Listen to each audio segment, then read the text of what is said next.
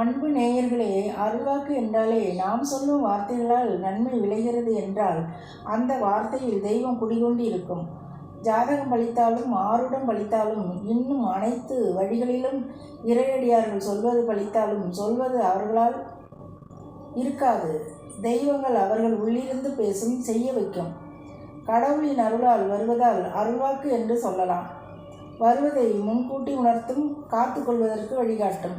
யாருக்கெல்லாம் உடனே நடந்துவிடும் என்றால் கையறு நிலையில் ஓடி வருவார்கள் அல்லவா, அவர்களுக்கு உடனே நடந்துவிடும்.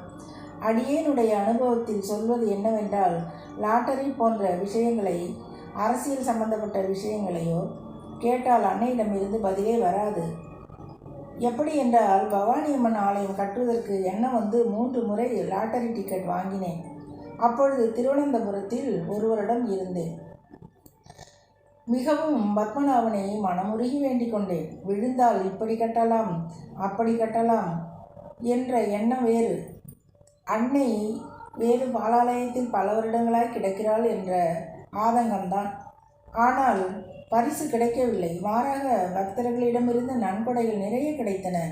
ஏனென்றால் அறவழியில் ஈட்டும் பொருள் இல்லையே.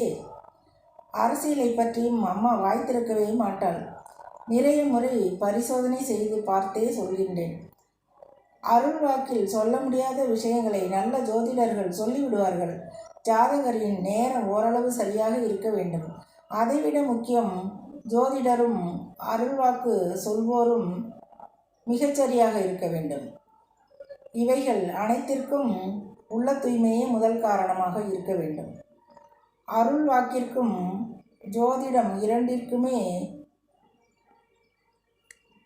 தெய்வத்தின் அனுகிரகம் இல்லாமல் சொல்லிவிட முடியாது. அடியேனின் அனுபவத்தையே சொல்கிறேன் அன்பு நேயர்களே.